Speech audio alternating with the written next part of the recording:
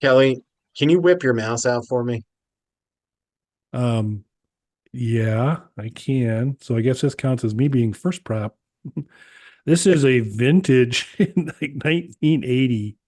Does that Uh, have one of those like balls inside of it? no, it is an optical mouse, Okay, but it must be a 90s then. Microsoft though, Microsoft mouse. nice, nice. So, my trusty wireless mouse for my laptop broke, and I recently replaced my laptop. So I was going to get a new mouse anyway. I mean, you have to color coordinate with the laptop, and this is like a gray, like a light silvery laptop as opposed to my darker gray laptop. So obviously, color is important to us. We have to color coordinate things. And we talk a lot about video games on here, and we're both retro gamers. So I, of course, went with the 8-bit Do NES mouse, which you can see has the D-pad on the side and your A and B buttons for your left and right buttons on there. Uh, I've been looking at this for a little while. I'm a fan of 8-bit though. I'm a fan of their controllers. Just randomly, I didn't plan this for a prop, but I even have an 8-bit Do controller nearby just because in the studio here is where I keep the Super Console X always hooked up to one of the monitors so we can just play a game randomly if we wanted to. And 8-bit Do controllers are always the go-to for those. So I'm a fan. Their controllers aren't necessarily the cheapest, but they're sturdy. I have I've had that controller for at least 5, 6 years, and that controller has been bounced around quite a bit. It's been dropped many times here in the studio. It travels with me back and forth from the place here in Philly to our place in New Jersey. It gets beat up. Kids have played with it and everything, and it's still kicking. So I'm a fan of their stuff. It's worth the extra couple bucks, I think, for the build quality of them. So I finally decided, you know what, I'll try out their mouse.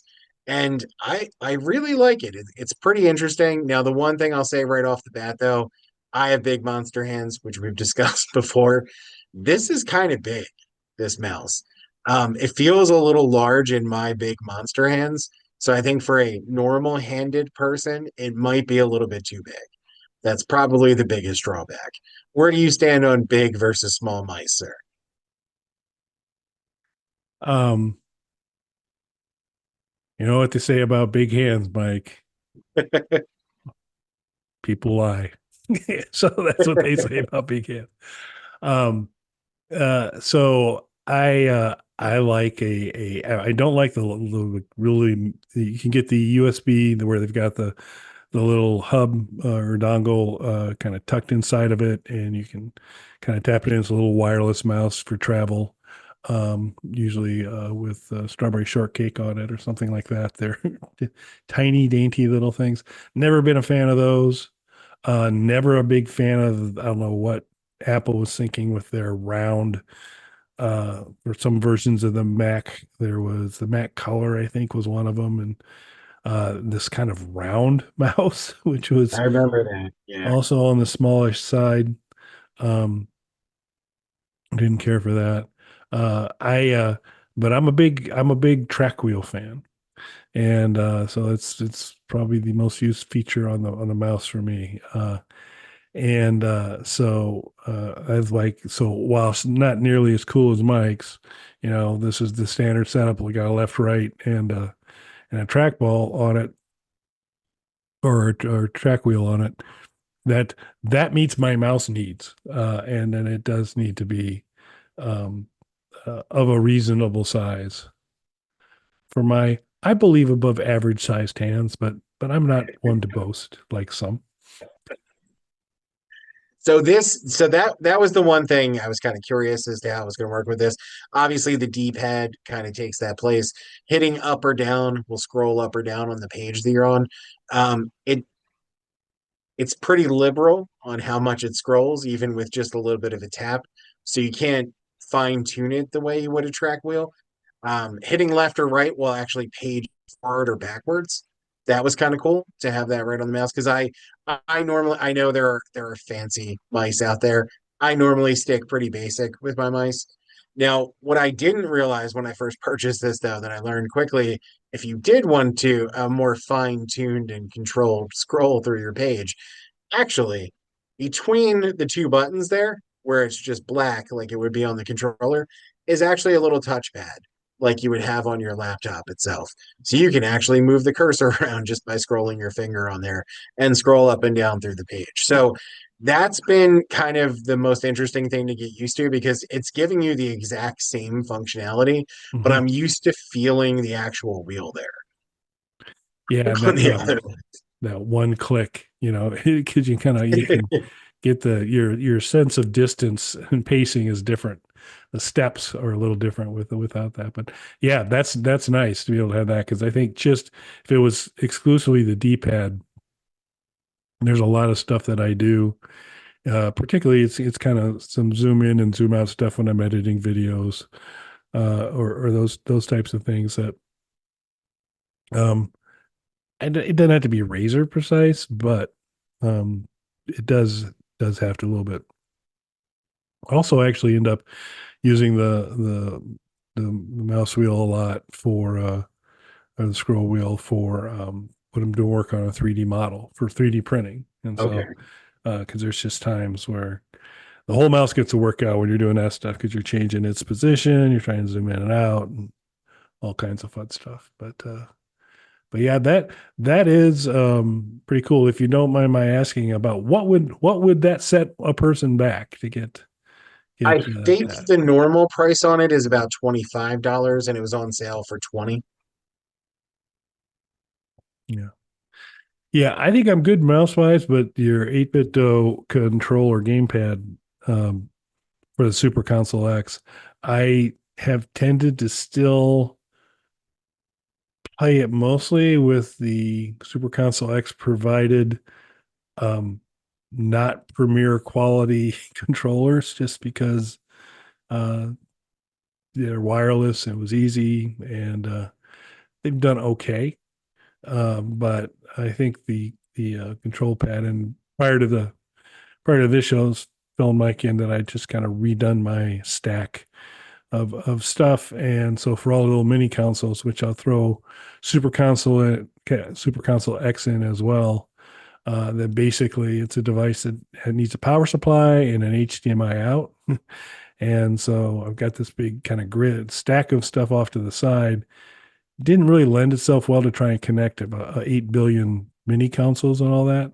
So I've got just kind of now an available HDMI cable I can pull out. Power comes back from behind the couch, and I could just plug and play different games in there. And so now, since the Super Console X will be basically sitting in front of me on a table, the controller, a wired controller, will be just fine.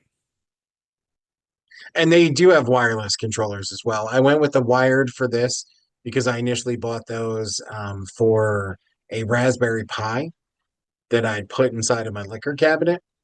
That's what those were initially purchased for. And honestly, they were such good quality. I just ended up carrying them around from system to system and using them. I still, of course, have my Xbox controller just to throw another prop in there. This is my custom Xbox controller that says Pagan on it. You can't really see it on there, but it does. So, but the 8-bit controllers are great. They have Xbox style controllers and NES and all that good stuff as well. But this one is probably I would say my workhorse controller for stuff. It gets you the Super Nintendo style, but you have two analog sticks on there that are both really good quality. Again, this has been dropped and banged around quite a few times. These still work great. And you get two shoulder buttons on either side. So it's kind of like a weird hybrid of like a PlayStation and a Super Nintendo controller. Yeah, I think I'm gonna have to look into that to kind of see. So, but before we go though, I just want to I got a stapler. So since we're randomly going through, I also do have a 3D printed Atari cartridge. See our previous You show beat to me learn there. more I was about about to that. hold up. I bought a new extension cord, but you beat me with Stapler. the 3D printed cartridge. Yeah. Yeah. So yeah, go back and check previous show. That it's a good story behind that cartridge. And there'll be more story to come. So cool. Yeah, I think super cool. I mean, if one is in need of a mouse, I do wonder though that mechanical feel, that tactile feel of the scroll wheel. Um, I would miss that, and I've done scrolling on a touchpad before, and I just have gotten very accustomed and comfortable with that tactile click, click, click. So we'll have to see on that, but the controller, on the other hand, is probably going to get ordered super fast here. So, Yeah, I highly recommend them for controllers. I've used a lot recently from Retrobit and Old School, both also really great controller companies. If anybody's in the market, they should give or us free stuff. yeah, or if they're in the market to sponsor the show, we'll Any of see. those Yeah, three. those would be great to kind of see on that. So, all right. Any other props before we wrap it up? Are you good? Let me take a look. No, I think that's it for today, for Okay, so good. far. All right. I Thanks have for guitars. watching. What's that? I have guitars. Yeah, you do. Okay. I've got Ric Flair right there. Great. And Alice, of course. Thanks for watching, everybody. Thanks, everybody.